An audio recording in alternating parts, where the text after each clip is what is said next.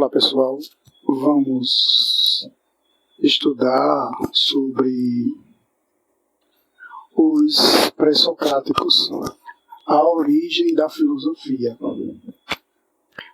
como ela aconteceu, quais foram seus precursores, seus fundadores. Então, a transição do mundo mítico para o mundo racional.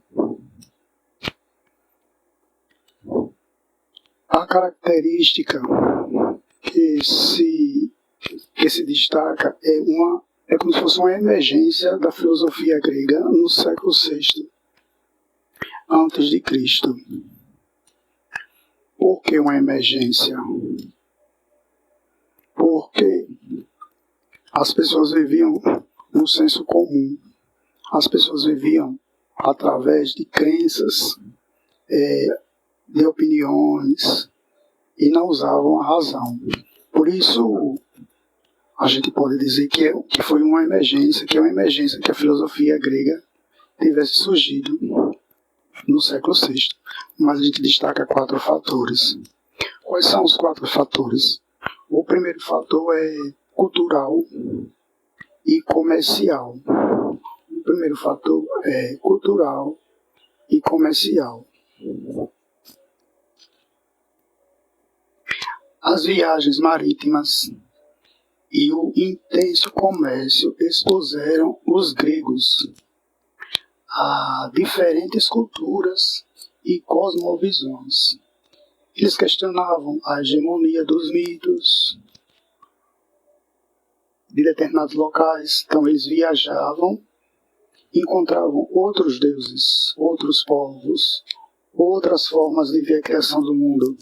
Então começou a se questionar a hegemonia dos mitos da Grécia e foram estimulados a buscar uma explicação mais universal. Então a emergência da filosofia grega representa a transição fundamental do pensamento mítico, que é baseado em narrativas tradicionais e divindades, para o pensamento racional, que em grego eles se chamam logos. Então busca a explicação lógica, explicações lógicas e universais para a realidade, e não em narrações, porque mito significa dizer narração. Narração de quê? Narração de um dogma que eles viviam. Então essa transição foi impulsionada foi impulsionada para um conjunto de fatores, que o primeiro desses fatores é a cultural e comercial, porque eles viajavam para comercializar, para vender e comprar. E essas viagens causou estranheza, causou questionamentos, foi um choque cultural, outras culturas, outros deuses, outras explicações sobre a criação do mundo. O segundo fator são as inovações técnicas e sociais. O desenvolvimento da escrita alfabética, por exemplo, então facilitou o registro e a disseminação crítica do conhecimento. Quando se adquiria um conhecimento pela razão e não mais pelas narrativas de que determinados deuses faziam chover, que determinado doença surgiu porque determinado Deus quis ou ele provocou. Então esse conhecimento era mudado para o racional e essa mudança era registrada porque a escrita chegou. Então a invenção também da moeda foi outro fator que introduziu um pensamento mais abstrato de valor. E a adoção de um calendário mais secularizado, afastou aquela medição do tempo exclusivamente pelas divindades, que eles diziam que chove porque determinado Deus desejou ou quis ou provocou. O terceiro fator é o contexto político. O surgimento da polis, ou seja, é uma cidade que é um estado. Aí dá o nome de polis em grego. Especialmente com regime democrático ateniense. O que é democracia? Democracia é quando toda uma comunidade, essa comunidade tem a liberdade de falar, de opinar, em prol de benefício a si mesmo, né? Ou seja, em benefício da própria comunidade. Não tem um ditador. Mas só que a democracia ateniense ela era limitada. Mas mesmo assim ainda era democracia, porque várias pessoas elas tinham o direito de opinar e argumentar. Então, esse regime democrático ateniense criou espaços públicos de debates, e o local onde eles debatiam essas questões políticas era chamado lá em grego de ágora. Era chamada de ágora, onde a argumentação e a persuasão e a formulação de ideias eram baseadas somente na razão e não mais nos mitos.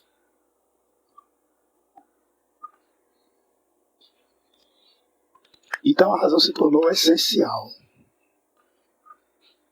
A crença mitológica, as narrações supersticiosas, elas deixaram de ter crédito, né, aos poucos. O quarto fator é a condição material. A existência do trabalho escravo liberou uma parcela da população. Então, a existência do trabalho escravo liberou uma parcela da população. O que significa dizer isso? Significa dizer que algumas pessoas elas estavam livres para ter tempo para debater questões de bem viver na comunidade. Ou seja, debater lá na praça pública, chamada por eles de ágora.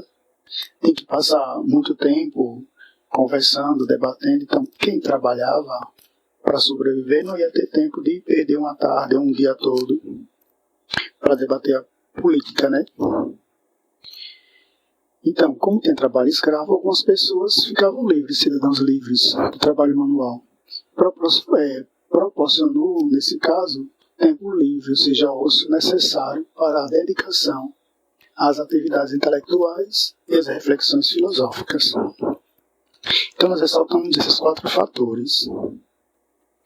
E o que se entende por milagre grego e quais os fatores concretos explicam essa transição. O termo milagre grego refere-se à aparência, refere-se à aparente rapidez e singularidade com que a Grécia Antiga passou de uma consciência que era predominantemente mítica, ou seja, a crença em divindades, para uma consciência filosófica racional. No entanto,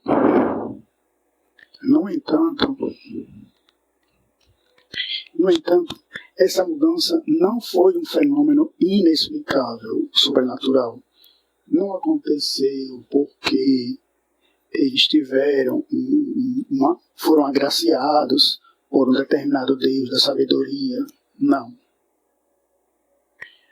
Esse resultado foi por causa da história, foi um resultado histórico da confluência de fatores materiais, sociais, intelectuais já mencionados. Foi a junção daqueles fatores que fez surgir o desenvolvimento da racionalidade.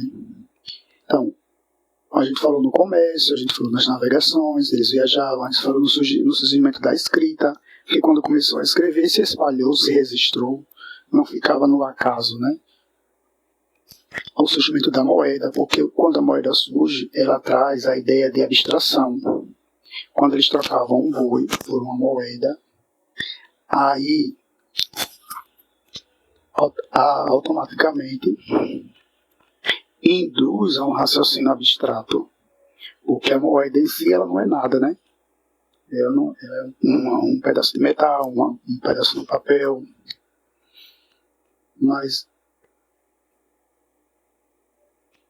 passa de algo concreto para algo abstrato, ou seja, um boi para um pedaço de papel, algumas moedas, etc. Ou troca, né? Há uma abstração. A questão do calendário é fundamental porque do calendário alfabético, ou do calendário, porque as estações não é mais causa dos deuses, mas sim algo da natureza. Então, o surgimento também da vida pública organizada na polis, na cidade-estado, favoreceu essa questão. Então, esses elementos criaram um ambiente propício para que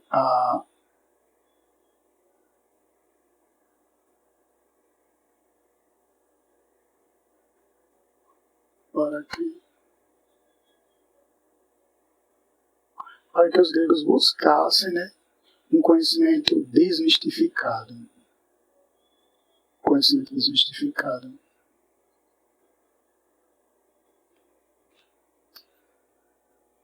Encontrando na razão humana, que eles chamavam logos, a ferramenta para construir um novo tipo de saber, metódico e voltado para a ordenação do universo e das questões humanas. Quem foram os filósofos pré-socráticos? Por que a gente disse pré-socrático? Porque a gente fala que foram pensadores, pessoas que usaram a razão para responder coisas que antes eram respondidas com narrações míticas, ou seja, com deuses, as explicações vindas das divindades. Então eles vieram antes de Sócrates. Sócrates foi um filósofo que fez a divisão desse pensamento racional. Então, antes de Sócrates, existiam determinadas pessoas que já usavam a razão. E qual era o objetivo central da investigação racional dessas pessoas, desses pré-socráticos? Então, os filósofos pré-socráticos, também chamados de filósofos da natureza. Por que filósofos da natureza? Porque eles queriam entender como as coisas foram criadas, como o ovo foi criado, como a lua foi criada, como a terra foi criada, de onde vem a chuva. Então ele quer saber sobre a natureza e a criação da natureza. Cada religião tem uma explicação mítica da criação da natureza. A religião judaica cristã apresenta o livro do Gênesis, que é a criação de todas as coisas através de Deus. Deus criou a terra, Deus criou as estrelas, Deus criou o mar, Deus criou o homem, Deus criou a mulher. Então essa narração é mítica. Então se a gente for isso no judeu cristão, se a gente for no islamismo tem uma, se a gente for nas religiões de matriz africana, nós temos também a narração da criação de todas as coisas através de determinadas divindades. O budismo também vai explicar da forma deles como foi que o mundo foi criado, o islamismo e assim por diante, né? Se a gente for na Índia, então se a gente for estudar a religião indiana, a gente vai perceber que eles têm uma maneira de explicar a criação do mundo. Então esses filósofos saíram da crença da criação do mundo ser proveniente das divindades. Então a gente esses filósofos são chamados de filósofos da natureza, que significa dizer physis natureza, né? Então de forma racional eles buscavam as respostas, a explicação de todas as coisas, e desvinculada das explicações míticas, né? Desvinculada das explicações míticas, eles buscavam estabelecer princípios lógicos para formar a ordenação do cosmos. entre os principais filósofos, nós temos Tales de Mileto, por exemplo. Então, o Tales buscava o arqué. O que é o arqué? Arqué é algo que dá início à criação de todas as coisas. Ou seja, um princípio fundamental, um arquétipo, um modelo, algo que origina as outras coisas. Então, a física significa dizer natureza. Ou seja, de forma racional, eles buscaram explicação e saíram das explicações dogmáticas da época, né? Porque aquelas narrações míticas não eram parábolas. Todo aquele povo, toda aquela cidade-estado acreditava piamente de que realmente as divindades existiam e controlava tudo e tinham criado tudo. Então houve uma desvinculação. Desvinculados, né? Eles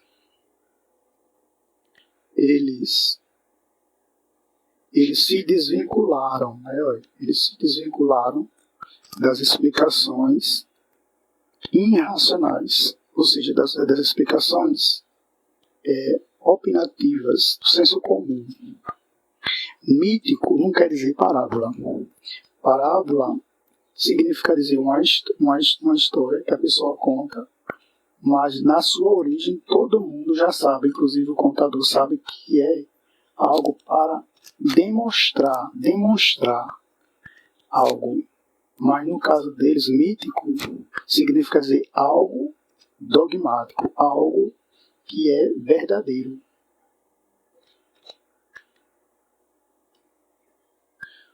Constitutivo da vida deles, né? Então, os principais pré-socráticos foram Tales de Mileto.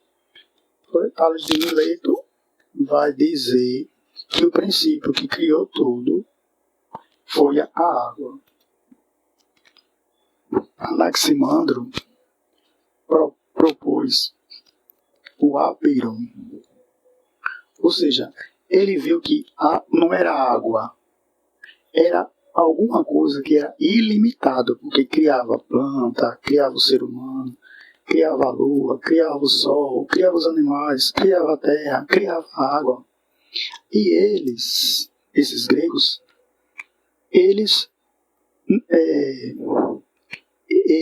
aceitavam que outros viessem com suas próprias ideias e contradições. O que eles falavam podia ser debatido, podia ser questionado.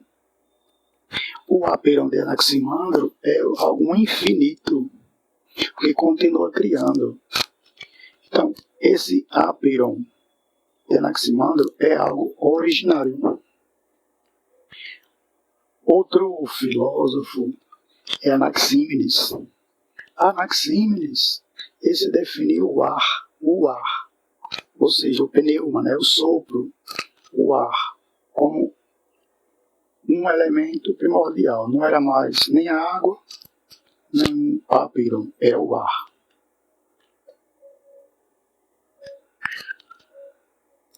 E posterior a Anaxímenes, nós temos Heráclito, de Éfeso. Destacou o fogo. O fogo, para ele, é um conceito de devir, ou seja, está em constante mudança, porque o fogo, ele consome tudo. Então, ele afirma que nada é permanente. Nada é permanente. Já pensou uma pessoa presenciar uma erupção vulcânica? Ali é fogo, né? Então, derrete rochas, e assim por diante. Então, nada é permanente. O que é permanente para ele? Permanente para Heráclito de Éfeso é a mudança. A mudança é permanente, tudo muda. O filósofo pré-socrático, que atribuiu o fogo como um princípio, um arqué de todas as coisas, ele pensou em uma mudança constante. Ele via o fogo não apenas como um elemento físico, ou seja, ele olhou para o fogo e disse que o fogo criou tudo. Não. Ele viu no fogo um elemento que propicia mudanças E dessas mudanças acontece a criação. Por exemplo, quando o animal morre, ele apodrece, vai para a terra e tem uma transformação. A folha que cai, apodrece. Então tudo está se transformando. Nada é permanente, e nasce outra coisa, né? Então, como uma metáfora para a mudança constante e a natureza dinâmica do universo. Uma metáfora. Então, para ele, tudo está em um estado de fluxo perpétuo. Fluxo perpétuo, por isso que ele chamou de devir, que o fogo é o devir. Ele vai tornar a ser. No que se transforma a folha quando morre, quando ela cai da árvore, seca e vira pó. E o fogo ele via a representação material mais adequada desse processo contínuo de transformação e equilíbrio. O próximo Pitágoras de Samos, ele olhou para a água, para o ar, para o devir, para o áperon, para o fogo, e ele entendeu que, na verdade, tudo era feito de números. Os números é que regiam todas as coisas. Os números eram a essência e a harmonia do universo. Ele cunhou o termo filosofia. É número. Então, por isso que nós temos a filosofia como uma sabedoria. Agora, dando continuidade, o que vem em seguir é Parmênides de Eleia. Ele se concentrou no ser. Para ele, o ser, ele não perece. Ele é imutável e eterno. Ele se opõe à mudança do devir de Heráclito. Ele diz que o ser não muda. O ser é e permanece sendo. Por exemplo, se eu pego uma cadeira, ela é de madeira, eu coloco fogo. Quando ela vira cinza, ela não é mais cadeira. O ser é e não pode não ser. Para Parmênides de Eleia, né?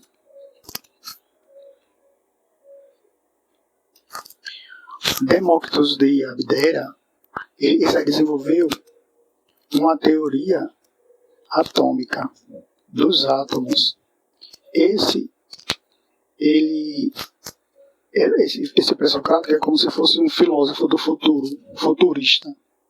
Ele adiantou em 2.500 anos o que a física moderna entendeu, né? Naquele tempo, sem ter um laboratório, sem ter o pré-conhecimento para ser físico, ele entendeu que a criação de todas as coisas se dá porque existem os átomos, algo indivisível, vazio.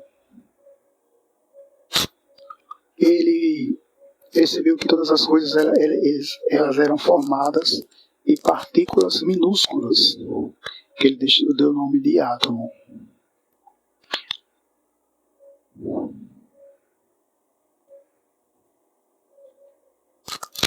Agora, saindo desse cenário, vai se apresentar ele, que antes era o pré-socrático. Agora vem o próprio Sócrates.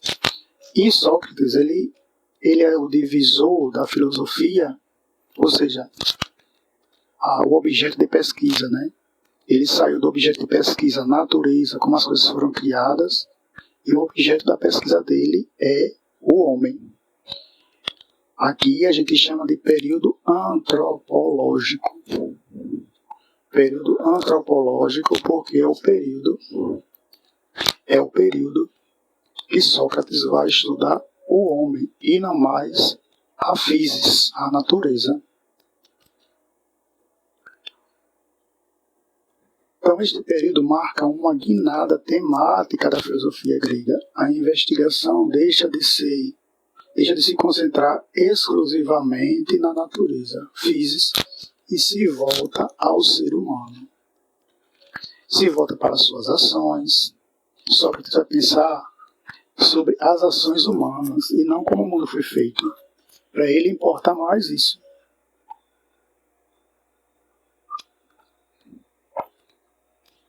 As virtudes das pessoas, o conhecimento. Sócrates vai se preocupar com a organização social.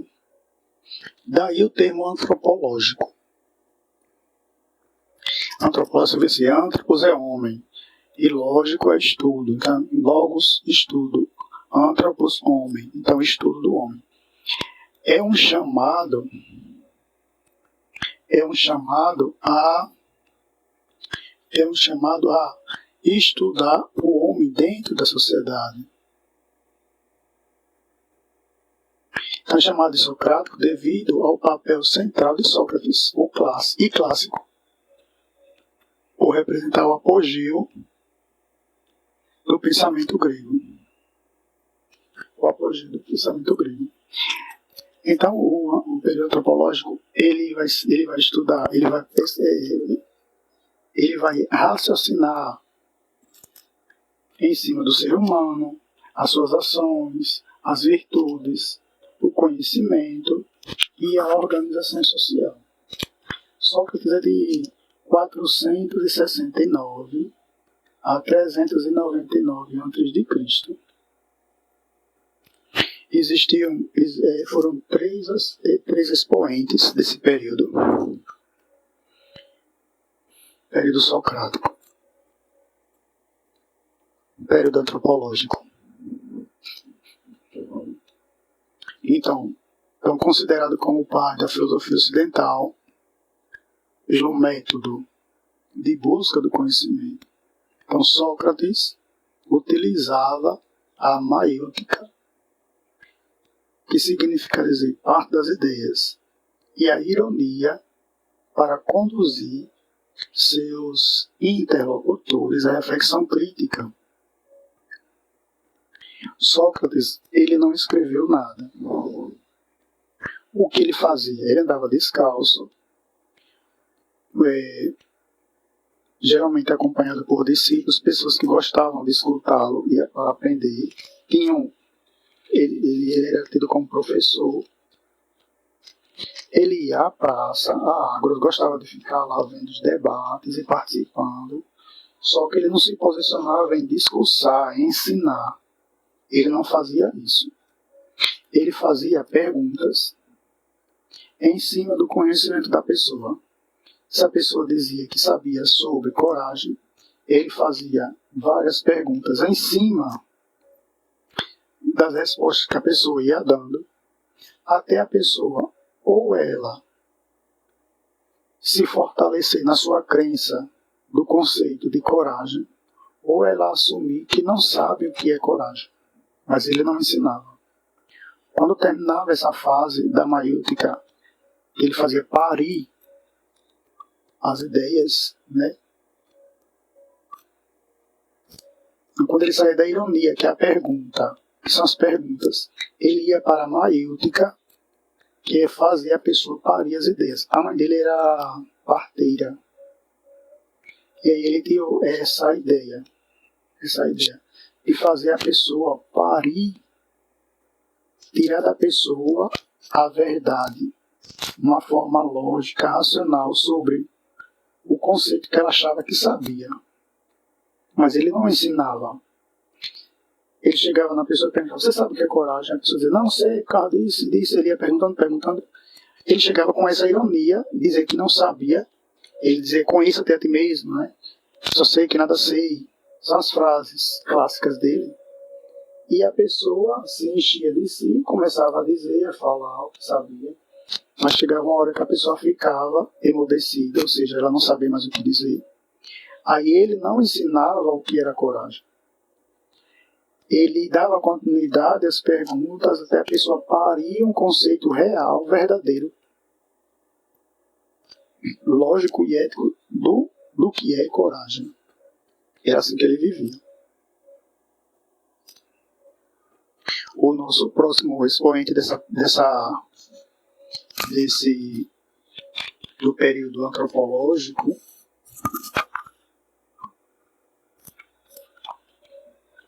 é Platão. É de 428 a 347 a.C. Quem foi Platão? Platão foi um dos discípulos de Sócrates.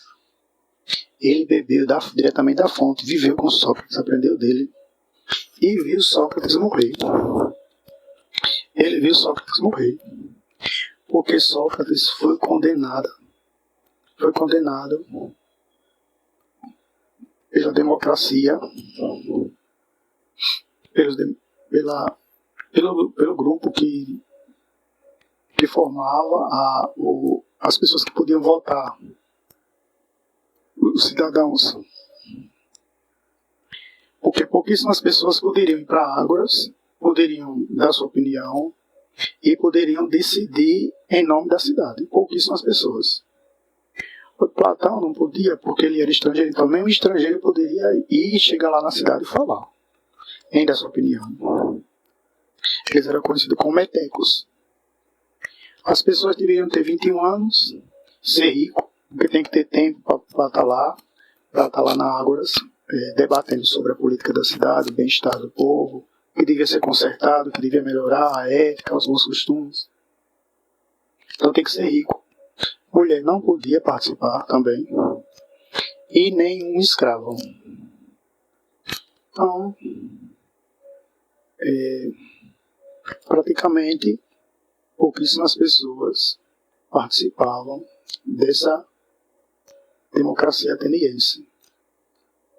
Mas essas pessoas mataram Sócrates porque ele foi acusado de corromper a juventude, porque ele ensinava nas ruas e o jovem gostava, se interessavam pelo ensinamento dele. Como naquela época já estava em voga, em vigência, a racionalidade e a queda dos mitos da religião, do culto, ele continuou aquela crença, a usar a razão, e ele foi acusado de ir contra os deuses da cidade, de corromper a juventude. E deram veneno a ele, e fizeram ele tomar o veneno lá, chamado ele tomou e morreu. E Sócrates viu a morte dele, ou Platão viu o seu mestre morrer. Então ele foi discípulo de Sócrates, desenvolveu a teoria das ideias, a teoria das formas, postulando um mundo inteligível das essências perfeitas e imutáveis, do qual o mundo sensível é uma cópia imperfeita. Ele escreveu seus diálogos e fundou uma academia onde ele ensinava. Então, o discípulo de Sócrates, Platão, desenvolveu sua principal teoria, que é a teoria das ideias. A teoria dele diz o seguinte: nós vivemos em um mundo imperfeito. O mundo perfeito está no mundo das ideias. Quem tem acesso ao mundo das ideias? O filósofo, ou a pessoa que usa a razão.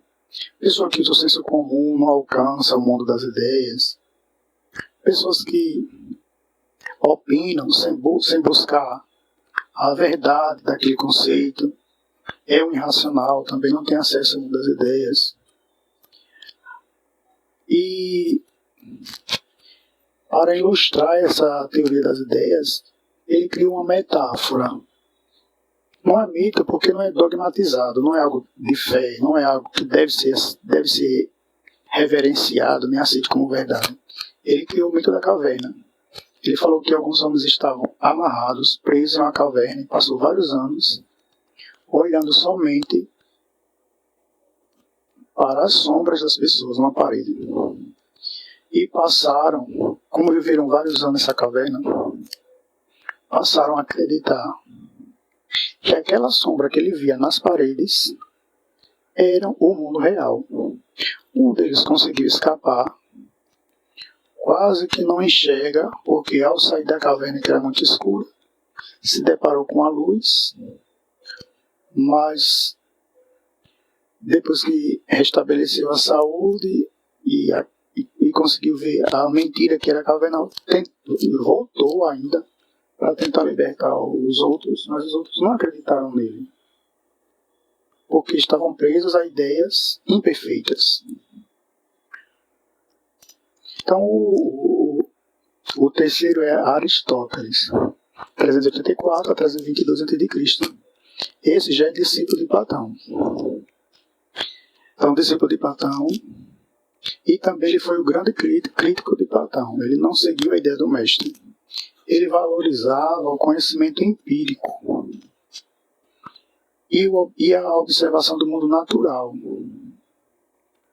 Ou seja, Platão dizia que existia um mundo perfeito. Ou seja, aqui na Terra só existe uma cadeira porque existe uma cadeira perfeita no mundo real. A cadeira daqui é imperfeita, é uma imitação da cadeira perfeita. Aristóteles jogou fora essas questões e disse que o que vale é o conhecimento empírico, ou seja, aquilo que a gente vê, que a gente pode tocar, sentir. Ele buscou as coisas empíricas que podem ser comprovadas. Agora, ele desenvolveu a lógica formal, a ética, com o conceito de meio termo. Mas a lógica que ele desenvolveu, ele não criou do nada. Ele foi um grande observador e um grande aluno. Platão presenciou muito os discursos na Ágoras. E na Ágoras existiam pessoas eloquentes que já nasciam com esse carisma, que já tinham esse carisma de falar bem, de discursar bem, de persuadir, uma grande eloquência.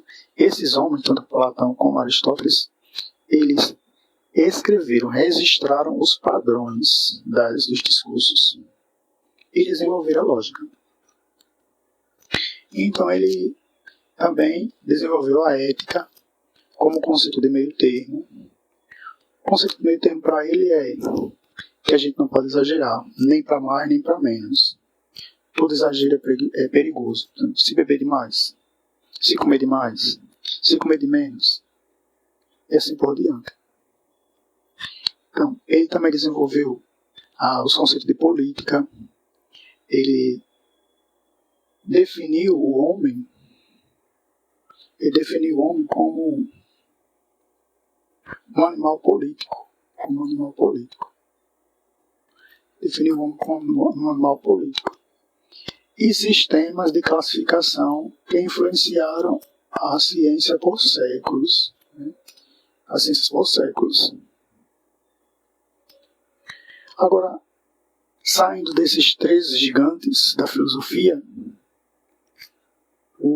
a filosofia grega, ela saiu da cidade grega e se expandiu para as outras localidades por causa de Alexandre o Grande. Alexandre o Grande, ele foi aluno de Aristóteles e um grande governante. Então foi fundamental para a expansão, ou seja, aquela compreensão racional da vida e das pessoas saíram da Grécia e foram para as outras cidades. Houve a disseminação da cultura grega, da filosofia. Por isso que é chamado de helenismo, no período helenista. Esse Alexandre conquistou um vasto império que se estendeu da Grécia ao Egito, e ele levou essa cultura racional também. Chegou à Índia, então criou um mundo cosmopolita. Né? Um mundo cosmopolita. Ou seja, a cultura grega do mundo, não é mais só grega, é a política do mundo, onde a cultura helênica se misturou com as culturas orientais. Isso deu início ao período helenístico. no qual a polis grega perdeu a centralidade. Surgiu a ideia do cosmopolitismo, ou seja, aquele que é cidadão do mundo. Então a cultura grega não é mais grega. A cultura grega ela é cosmopolita. Então a filosofia agora é um contexto, está em um contexto mais amplo e menos vinculado à cidade-estado. Vinculou-se principalmente para questões de ética e busca da felicidade individual. A gente viu que o uso da razão humana excluiu aquelas crenças populares e senso comum e começou a pesquisar como o mundo foi feito através da razão, os filósofos da física, da natureza, filósofos da natureza, os físicos. Depois nós temos o período antropológico, que se preocupa com o homem e a convivência na polis, que é Sócrates, Platão e Aristóteles. Aí Alexandre o Grande tirou essa filosofia da Grécia e jogou para o Oriente, jogou para a Índia, jogou para o Egito. Aí a filosofia deu uma guinada, passou a ser pensada para a ética, a busca da felicidade individual. A busca da felicidade individual. Então a cronologia das escolas filosóficas do período helenístico.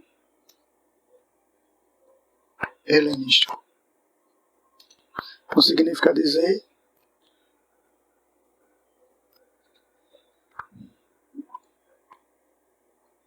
que se espalhou. O termo helenismo deriva do grego. Helen significa dizer grego. Então os gregos fora da Grécia, né? O foco principal dessas correntes passou a ser do período helenístico, ou seja, os gregos fora da Grécia. Não são os gregos fora da Grécia. São o pensamento que iniciou na Grécia com os gregos, agora já estava em outros povos com outro foco. Esse é o período helenista. Então o foco principal dessas correntes era a ética e a busca individual pela felicidade, a eudaimonia e a tranquilidade da alma, que dava o nome de ataraxia. Em um mundo instável, em vez de se concentrar na política da polis, cidade-estado, como faziam as filosofias anteriores, como a filosofia de Platão e as filosofias de Aristóteles. Então, aí a gente vai perceber o surgimento de outros grupos que nós damos o nome de escolas. Um grupo do século IV a.C. chamado cinismo. Cinismo é uma palavra que sempre quer dizer cão. A gente fala, você é cínico, mas com um tom pejorativo. Mas cínico aqui, eles queriam ser cínicos, porque o cinismo deles trazia paz de espíritos para eles. Paz de espírito para eles. O cinismo é frequentemente considerado uma das escolas mais antigas do período. O pensador, o fundador dessa escola, desse pensamento, dessa filosofia, é Diógenes Sinope, do século IV, sendo uma figura central, embora a escola em si tenha se desenvolvido ao longo do período helenístico. Eles se desligavam, os cinistas, né, os da escola do cinismo, essa filosofia, os adeptos dela, se desligavam de todo tipo de padrão da sociedade. Tudo que era convenção da sociedade, o que a sociedade impunha às pessoas, eles eram contrários e viviam de forma contrária. Então, os estoicos. O estoicismo é outra corrente também. Foi fundada por Zenão de Cítio, por volta do ano 300 a.C. Epicurismo. Foi fundado por Epicuro por volta do ano 307 a.C., quase na mesma época dos estoicos. E ainda nós temos o ceticismo. A gente entende, até hoje a gente... Olha, um termo que surgiu no 360 a 270 a.C., a gente até hoje usa. Você é cético, eu sou cético. Com relação à dúvida, à descrença, né? Também se desenvolveu nesse período com Pio de Elis. Então, havia questionando a possibilidade do conhecimento absoluto. Essa corrente ela visa o questionamento, a dúvida. Para essa corrente, o conhecimento absoluto não existe. E quais foram as principais escolas filosóficas do helenismo no período? Então nós temos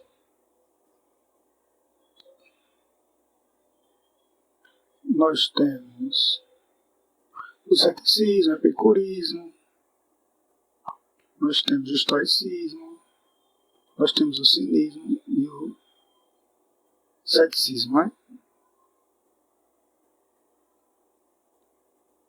O que é uma escola filosófica?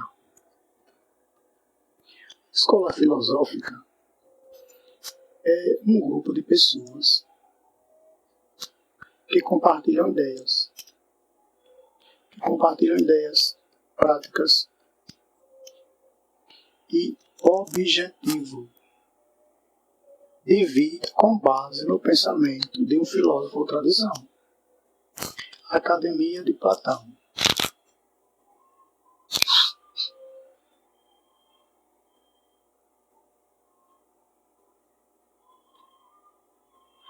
Academia de Platão.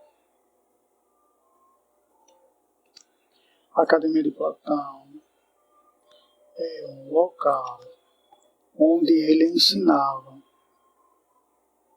uma casa com jardim, mas ele não morava nesse local. Um ginásio público com jardim chamado academia. Por que essa palavra academia? De onde surgiu?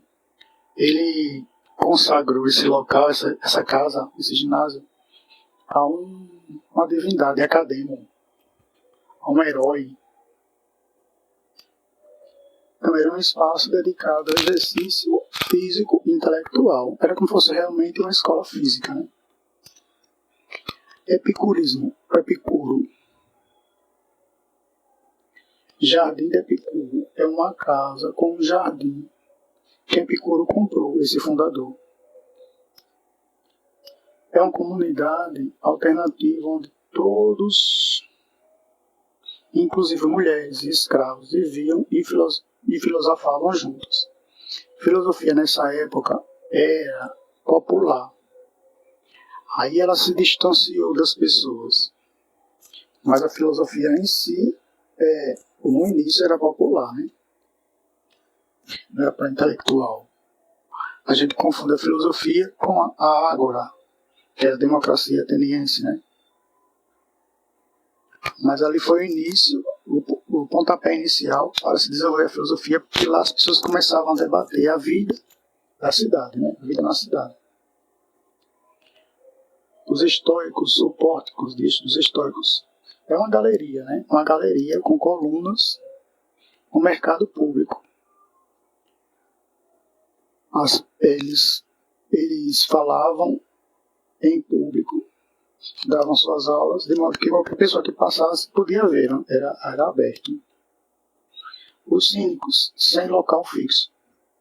Então eles usavam as ruas para morar, usavam as praças. Então a filosofia vivida dos cínicos era uma filosofia vivida através das ações provocadoras, rejeitando bens e convenções sociais. Bens e convenções sociais. Como era que as escolas funcionavam? Faziam algum tipo de culto. Eles se reuniam para adorar algo, não se reuniam para adorar algo. Eles praticavam a filosofia no dia a dia. Essas práticas eram como exercícios espirituais. Aí, eles praticavam palestras, diálogos do mestre, discursos de casos práticos, o que fazer, se perder toda a fortuna, o que você faz, o que eu faço, leitura, interpretação dos textos em grupos. Eles memorizavam palavras, frases-chave da sua filosofia, do modo de pensar. Refeições em comunidade, muito comum no jardim de Epicuro.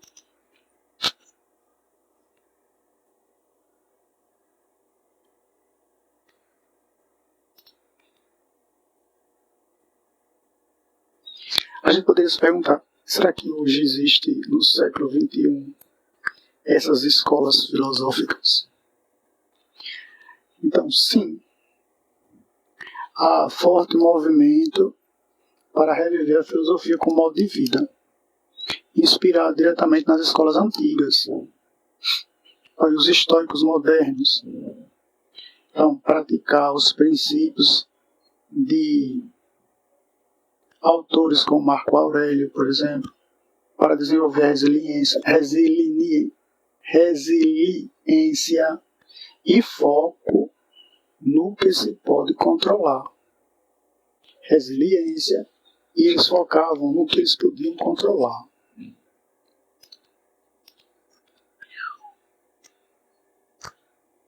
Como se reuniam em grupos locais chamados estoas, presenciais ou online, fóruns na internet até hoje existem, e eventos anuais. O estoicismo moderno. O epicurismo,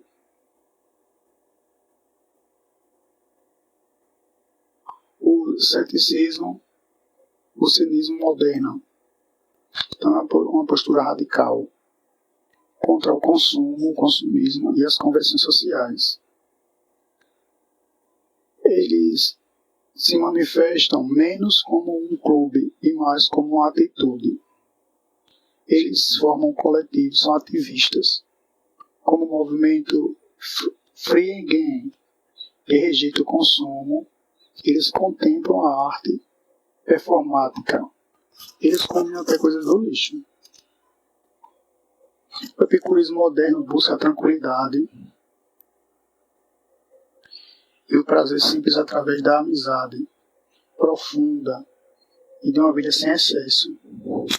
O epicurismo moderno, eles se reúnem em grupos online, em sociedades, discutem textos e em pequenos grupos que valorizam refeições em comum e a vida simples, ligados a movimentos como o slow living.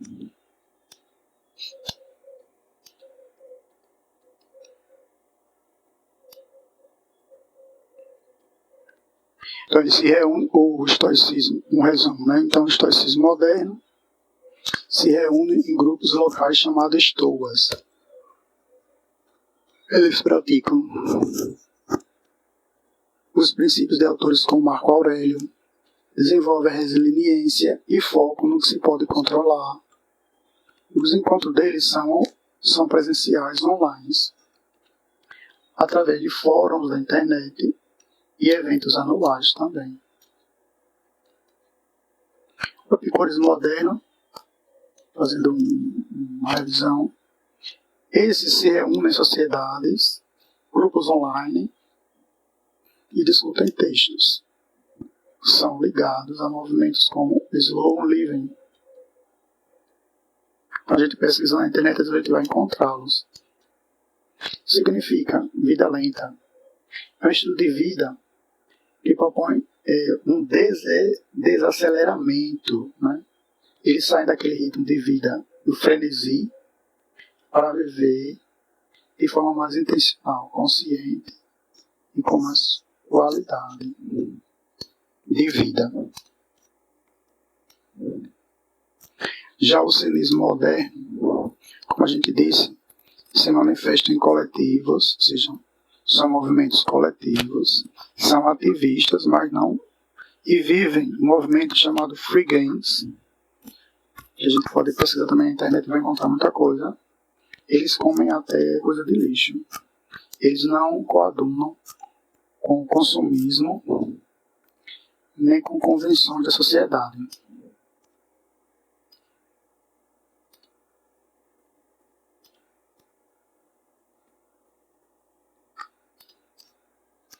Então, a revisão dos principais arquétipos. Então, a escola jônica, os físicos, né? Os físicos da natureza. Os físicos. Nós temos Tales de Mileto. Tales de Mileto. Tales de Mileto, 624, 546 a.C. A água é o princípio, o arquétipo de todas as coisas, né? Nós temos também Anaximandro, 610 a 546, é o Áperon, o infinito, o indeterminado. Anaxímenes, 588 a 524, ele tem o ar. O ar é o elemento fundamental que criou tudo, né? Que deu início a tudo. O Heráclito, ele usa a metáfora do fogo, mas não é o fogo que criou tudo. É porque tudo está em constante movimento. Tudo muda. Ele tem uma frase dele que sempre é dita nas academias, nas escolas, nas universidades. Uma pessoa não pode entrar 2 vezes no mesmo rio. Porque a pessoa entrou uma vez, tomou banho e saiu. Quando ela entrar de novo, a pessoa ela muda de mentalidade rápido. Hoje a gente pensa uma coisa, daqui a pouco a gente já está pensando outra, daqui a uns anos outra. As crenças também mudam. E o rio também muda, não é a mesma água. O rio, a água vai e vem. Então, isso tudo flui, né? A escola pitagórica da Itália. Nós temos Pitágoras de Samos, que para ele a essência de tudo é os números. Porque tudo é visível a partir dos números. Tudo é calculável, né? É a essência, a harmonia cósmica. Eles viam que até o instrumento, as notas musicais, representavam a órbita dos planetas. A escola eleata de Élida, da Itália. Xenófanes, 570, ele acreditava e divulgava que é um Deus único, um Deus eterno, identificado como o universo. Não é o nosso Deus cristão judaico, né? Xenófanes. O próximo é Parmênides, da escola eleata. Para ele o ser é, e o ser não pode não ser. Ele é totalmente contra a Heráclito.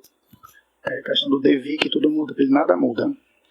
O ser não pode ser mutável, não pode mudar. O ser para ele é imutável. E o que a gente vê, segundo ele, é a ilusão dos nossos olhos, a mudança. Porque se a gente olhar para cima e algo estiver voando, a gente vê pequeno. E quando essa coisa que a gente vê longe desce, a gente chega perto, é grande. Então ele diz que os sentidos nos enganam. O ser é e não pode ser mudado, né?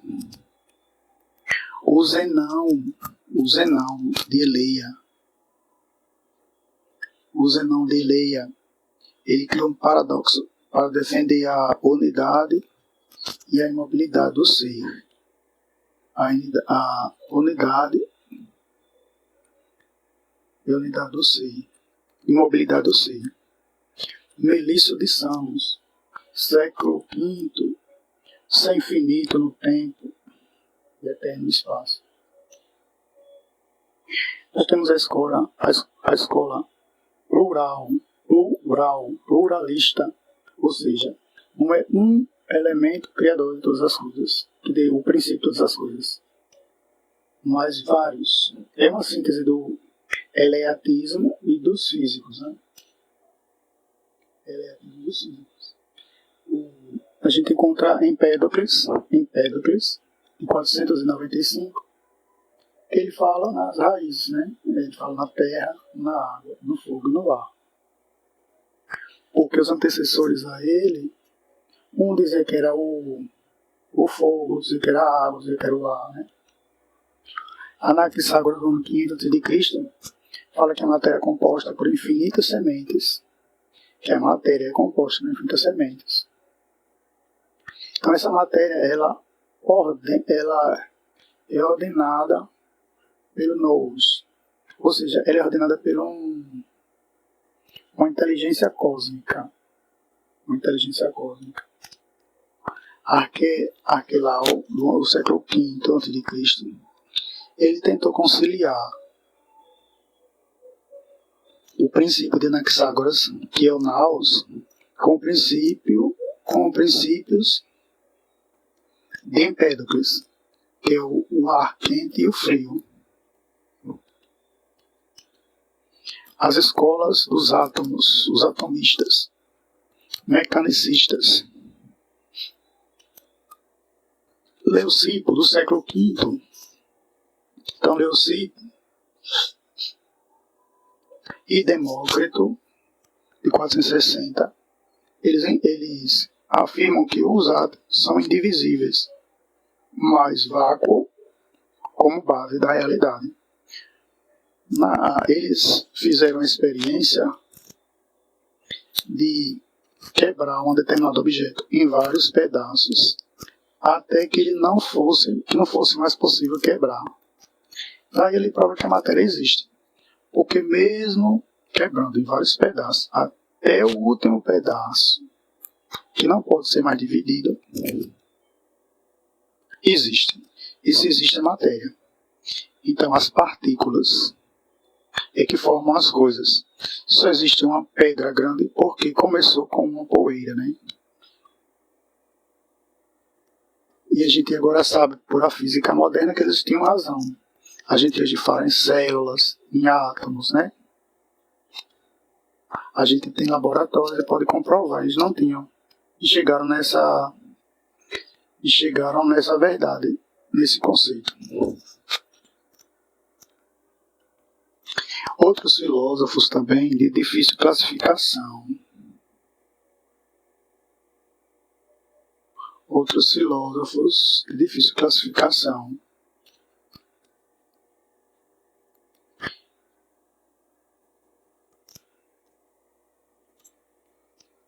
Hipon de Régios, ele fala que a água, ou a umidade, é o princípio de todas as coisas. E Diógenes de Apolônia retomou a questão do ar como um princípio, como um arqué. E pré-socráticos tardios como Demócrito e os sofistas, Pitágoras, Gorgias, é um sofista, né? O que é um sofista? É uma pessoa que tem a habilidade de falar bem, de discursar, de persuadir. Eram professores que ensinavam os filhos da elite a falar bem para convencer e dominar a política. Eles foram criticados por Sócrates porque eles não tinham compromisso com a verdade. A verdade para eles é relativa. A verdade para eles é: convença. A verdade está em quem tem poder de persuasão se persuadir e o outro se convencer, essa é a verdade. Então essa síntese mostra a evolução do pensamento pré-socrático, dos elementos naturais, água, ar, fogo e terra. Então a busca por princípios abstratos, como A, P, o C, os números. Então as explicações pluralistas e mecanicistas, como raízes, sementes, átomos, a gente vê que é uma evolução. Evolução. A gente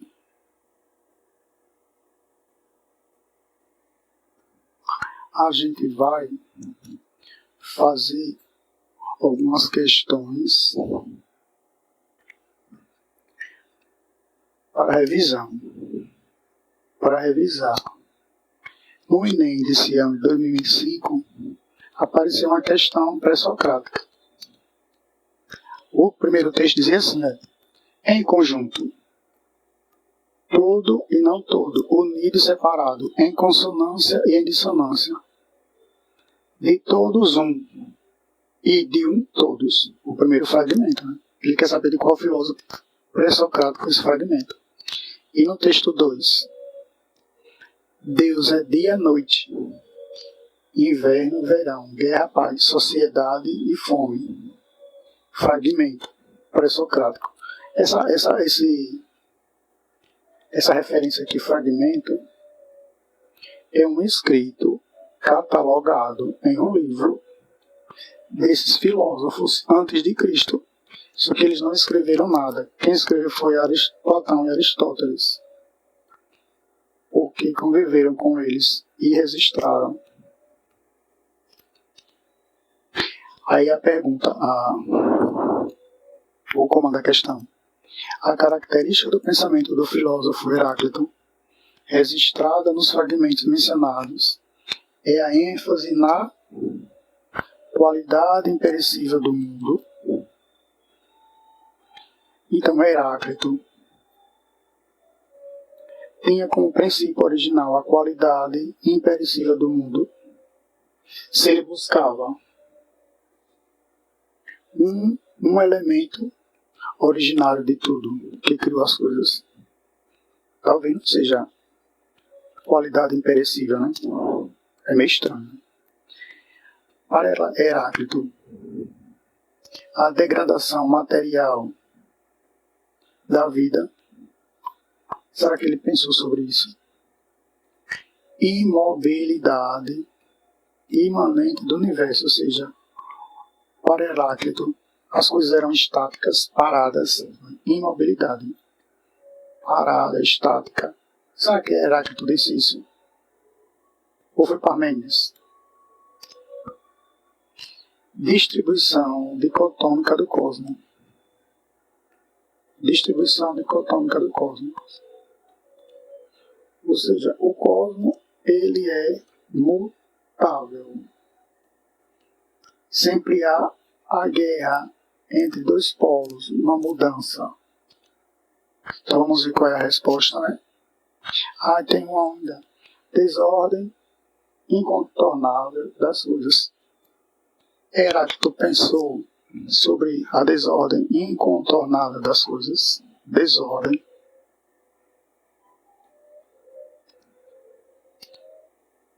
Então, para Heráclito, a gente tem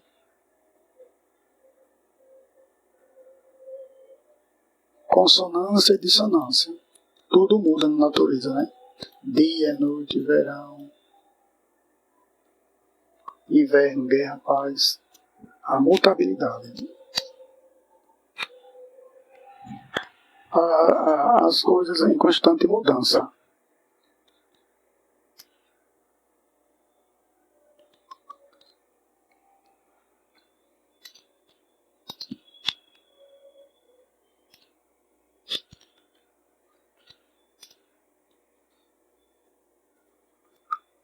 A segunda questão vai estar tratar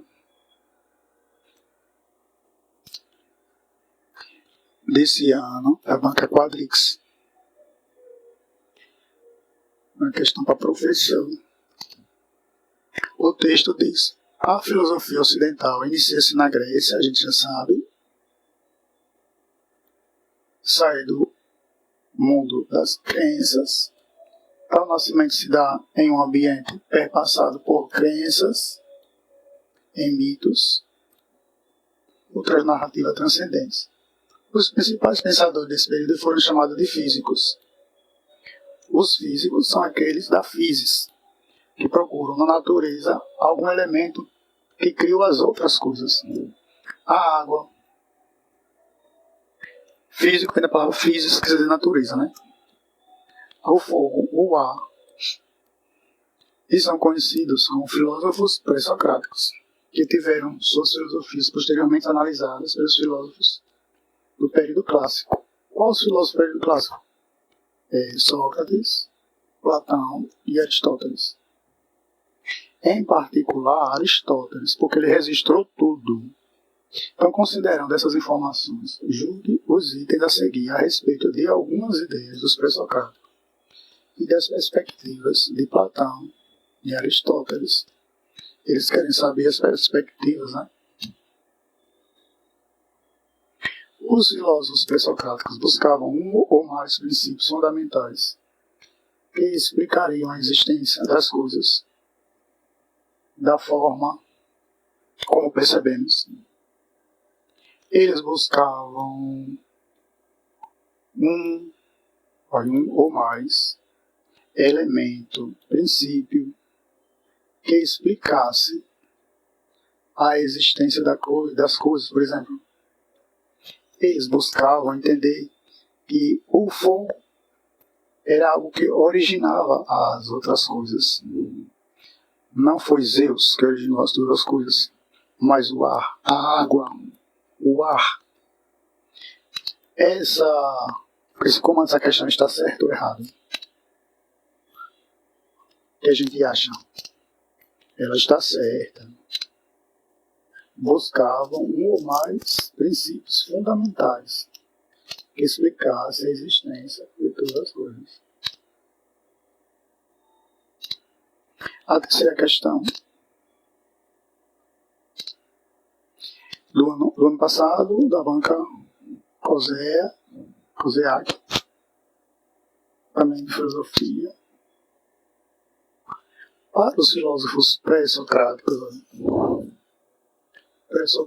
a noção de arqué, unidade primordial, deu ensejo a várias perspectivas do pensamento filosófico sobre a origem e o mundo, como o mundo e a natureza se estabeleceram, que é retratado na obra de vários desses filósofos. Tendo em vista isso, a concepção arqué significa fazer princípio. A gente hoje pensa, olha, eu quero ver o arquétipo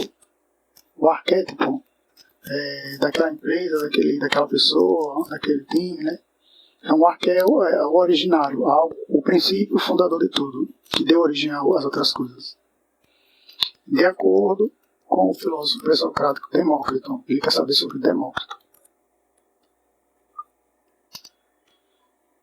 Demócrito identifica o arqué como um princípio único, indeterminado, do qual tudo se origina. Ele considera o arqué que é composto por 4 elementos fundamentais: terra, água, ar e fogo.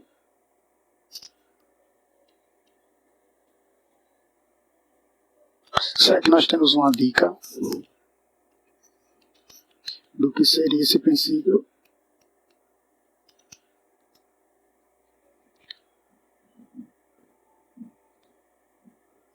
Demócrito afirma que o arqué é uma substância imutável e eterna, transcendente à realidade sensível, o que nos lembra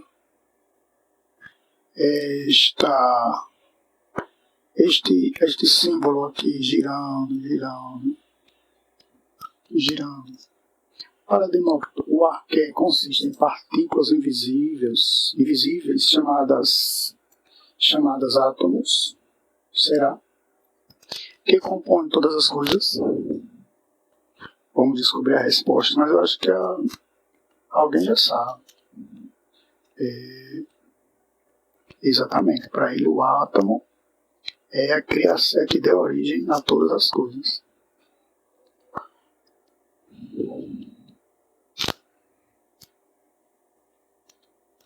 A quarta questão, também em 2024, Fundatec, professor do ensino médio básico, tecnologia, técnico e tecnológico, em filosofia, né? Os primeiros filósofos, que são os pré-socráticos, buscavam por meio de um princípio racional, em grego arqué, encontrar uma explicação para a origem de todas as coisas. Contudo, os pré-socráticos divergiam acerca de que elemento era esse, bem como se era apenas um ou múltiplos elementos. Múltiplos a gente lembra de pluralista, múltiplos pluralistas. Assim, aqueles que identificavam apenas um elemento constitutivo para todas as coisas são designados de monoteístas. O que é monoteísta? Monoteísta quer dizer um elemento só. Os que afirmavam não havia apenas um princípio, mas vários, são categorizados como pluralistas. Tendo essa visão em mente, assinala a alternativa que apresenta apenas nomes dos pré-socráticos pluralistas. Então, ele quer todos os filósofos que são pluralistas, que apresentam múltiplos elementos. Tales de Mileto, Anaxímenes de Mileto e Anaximandro. Só em saber de Tales, a gente já descartaria essa, né? Se a gente lembrar pelo menos de um desses, já descarta essa. Tales é o primeiro. Qual foi o elemento que ele designou, que ele encontrou como arqué? Empédocles de Agrigento, Demócrito de Abdera e Leucipo de Abdera. Heráclito de Éfeso. Heráclito dizia que eram vários elementos ou um elemento. Parmênides, olha que é fácil. Parmênides dizia que era um elemento ou vários. E tem Zenão de Eleia. Pitágoras de Samos, Filolado de Crotona, Anaxágoras de Clazomenas. Pitágoras, olha, a gente lembra negócio pitagóricos, né? Lembra de matemática. Será que ele era múltiplo ou um elemento? Ele era pluralista ou monoteísta? Ou monista? Monoteísta não. Monoteísta é a pessoa que adora só um Deus. Existe só um Deus, não são vários deuses, vários deuses politeístas.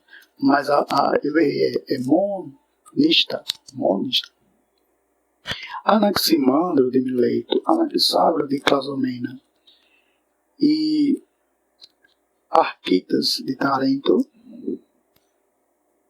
Anaximandro é um elemento ou vários elementos? A gente tem que descobrir pelo menos um. Qual será a resposta? Aí, Empédocles de Agrigento, Demócrito e Leucipo. São todos pluralistas. A gente poderia acertar por eliminação, né?